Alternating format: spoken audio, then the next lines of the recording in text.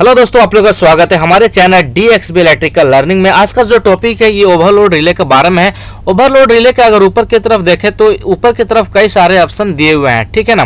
बहुत सारे लोगों को इस ऑप्शन के बारे में नहीं मालूम होता है, तो हम इसी के बारे में आप लोग के सामने आज एक्सप्लेन करने वाले हैं। तो हमारे वीडियो को एंड तक देखते रहिएगा। अगर वीडियो अच्छा लगेगा तो वीडियो को लाइक करिएगा और चैनल को सब्सक्राइब नहीं किए हैं तो चैनल को सब्सक्राइब करिएगा। इसमें कौन सा ऑप्शन होता है हम इसी के बारे में पूरा डिटेल्स एक्सप्लेन करेंगे इस वीडियो में, ठीक है ना। सबसे पहले अगर बात करें तो इसमें पावर सप्लाई कहां से देते हैं और इसका पावर सप्लाई कहां से आउटपुट होता है, सबसे पहले हम इसके बारे में बात करते हैं, ठीक है ना। ऊपर की तरफ देखेंगे तो ऊपर की तरफ ये तीन जो ऑप्शन दिए हुए हैं इसमें RYB इनकमिंग सप्लाई कनेक्ट होती है, ठीक है ना। उसके बाद अगर हम नीचे की तरफ देखें, नीचे की तरफ यहाँ पे तीन जो टर्मिनल दिए हुए हैं T1, T2 और T3, यहाँ से आउटपुट वायर हमारा निकलते हैं, यानी कि हमारा जो लोड होते हैं जैसे कि मोटर हो गया वो यहाँ पे कनेक्ट होता है। उसके बाद अगर हम देखें इसको हम ट्रिपिंग के समय में कैसे रिसेट करते हैं। अगर हमारा ओवरलोड रिले किसी वर्किंग सिचुएशन में अगर ट्रिप हो जाता है तो इसको हम कैसे रिसेट करते हैं, ऑटोमेटिक और मैनुअल में भी, ठीक है।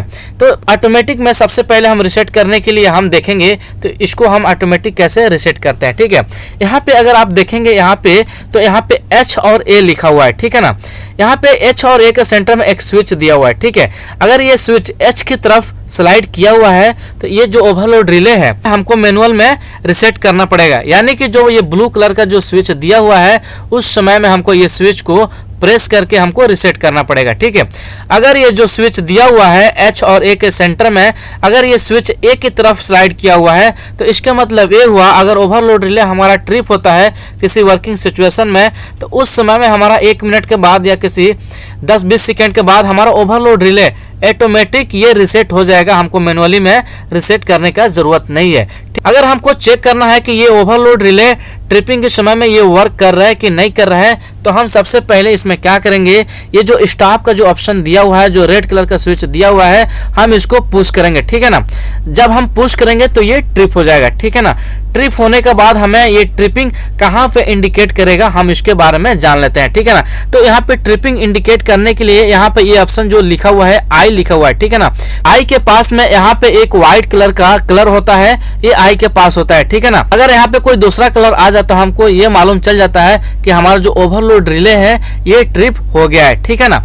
हम इससे भी पता कर सकते हैं, ठीक है। अगर हमें एम्पियर रेंज को सेट करना है कि हमारा मोटर कितना एम्पियर पे चलना चाहिए, अगर 1 एम्पियर से अगर ज्यादा लोड ले तो हमारा मोटर जो है, हमारा जो ओवरलोड रिले है ये ट्रिप हो जाना चाहिए, ठीक है ना। तो हम यहाँ पे अगर आप देखेंगे तो ये रोटरी स्विच है, ठीक है ना। ये यहाँ से हम एम्पियर रेंज को सेट करते हैं, किसी टेस्टर के जरिए हम यहाँ से सेट कर सकते हैं, ठीक है ना।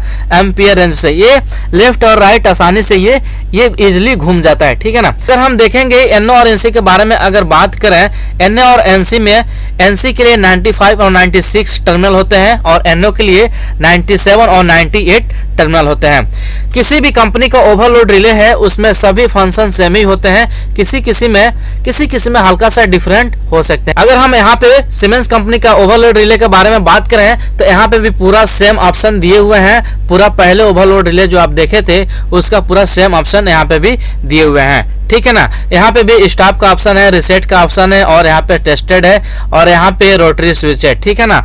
अब हम यहाँ पे देखेंगे तो यहाँ पे ये सीमेंस कंपनी का ये भी जो ओवरलोड रिले है इसमें थोड़ा सा डिफरेंट ऑप्शन है, तो हम इसके बारे में थोड़ा समझा देते हैं, ठीक है ना। यहाँ पे अगर आप देखेंगे तो A2 का ऑप्शन यहाँ पे एडवांस में दिया हुआ है, ठीक है ना। तो A2 का ऑप्शन का मतलब ये होता है जब हम किसी भी कंटेक्टर में इसको हम कनेक्ट करेंगे पावर सप्लाई देने के लिए तो उस समय में हम उसी कंटेक्टर से एक न्यूट्रल सप्लाई भी ले लेंगे, ठीक है ना। न्यूट्रल सप्लाई लेकर हम यहाँ पे कनेक्ट कर देंगे, ठीक है। अब हम यहाँ पे कैसे पता करेंगे ये ट्रिप हुआ है नहीं हुआ है, ठीक है ना। यहाँ पे जो ब्लू कलर का जो स्विच है उसके बगल में एक छोटा सा जो स्विच देख रहे हैं तो ये ट्रिपिंग के समय में ये जो स्विच होता है ये ऊपर की तरफ ज्यादा उठ जाता है और नॉर्मल के समय में ये नीचे की तरफ होता है। तो इससे हमें मालूम चल जाता है कि ये वाला ओवरलोड रिले ये ट्रिप है, ठीक है ना। इसमें भी NO NC और दिया हुआ है टर्मिनल T1, T2 और T3 दिए हुए हैं, ठीक है ना।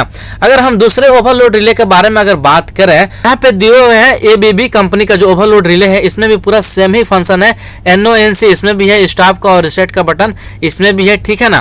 पूरा सेम ही लगभग होता है, ठीक है। यहाँ पे अगर हम बात करें, यहाँ पे ये स्नाइडर का ये स्नाइडर का, एबीबी कंपनी का, ये सीमेंस कंपनी का और ये भी सीमेंस कंपनी का ओवरलोड रिले है। यहाँ पे 4 ओवरलोड रिले आपको दिख रहे हैं। अगर आप यहाँ पे मैच करेंगे तो सबका फंक्शन सेम ही दिखेगा, ठीक है ना।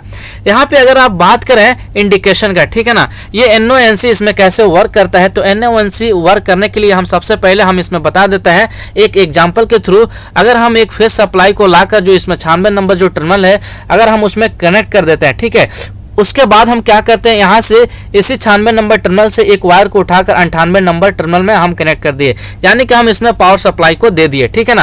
अब हम क्या करेंगे, इसी 95 नंबर टर्मिनल से एक वायर को उठाएंगे और सीधा ले जाकर जो ग्रीन कलर का जो इंडिकेटर है उसमें हमें ले जाकर कुछ इस तरह से कनेक्ट कर देना है, ठीक है ना। उसके बाद क्या करना है, 97 नंबर टर्मिनल से एक वायर को उठाएंगे और सीधा ले जाकर जो रेड कलर का जो इंडिकेटर है हमें उसमें ले जाकर कुछ इस तरह से कनेक्ट कर देना है, ठीक है ना। उसके बाद जो बारी आता है न्यूट्रल को, तो हम न्यूट्रल को भी कुछ इस तरह से उठाएंगे और न्यूट्रल को भी हम कुछ इस तरह से लाकर कनेक्ट करेंगे इसमें, ठीक है। तो अब हम देखते हैं ये कैसे वर्क करता है। अगर हमारा ओवरलोड रिले अगर नॉर्मल सिचुएशन में है तो उस समय में हमारा जो ये जो ग्रीन कलर का जो इंडिकेटर है ये वर्क करेगा, ठीक है ना, ग्रीन कलर का इंडिकेटर। इससे हमें ये मालूम चलेगा इस इंडिकेटर से कि हमारा ओवरलोड रिले ट्रिप नहीं हुआ है, ठीक है ना। अगर जिस समय में हमारा ओवरलोड रिले ट्रिप हो जाता है तो उस समय में हमारा ये जो ग्रीन कलर का जो इंडिकेटर है ये बंद हो जाएगा और जो रेड कलर का इंडिकेटर है ये चालू हो जाएगा, यानी कि ऑन हो जाएगा, ठीक है ना। तो इसमें ये होता है जिस समय में हमारा ओवरलोड रिले ट्रिप होता है उस समय में हमारा जो NO का जो पॉइंट है ये NC बन जाता है ऑटोमेटिक, और NC का पॉइंट है ये NO बन जाता है, ठीक है। इस तरह से हमारा जो वीडियो है इस तरह से हमारा वीडियो कंप्लीट हो रहा है। अगर हमारा वीडियो अच्छा लगा हो तो हमारे वीडियो को लाइक करिए, चैनल को सब्सक्राइब नहीं किए तो चैनल को सब्सक्राइब करिए ऐसे ही वीडियो देखने के लिए। तो चलिए हम वीडियो को एंड करते हैं।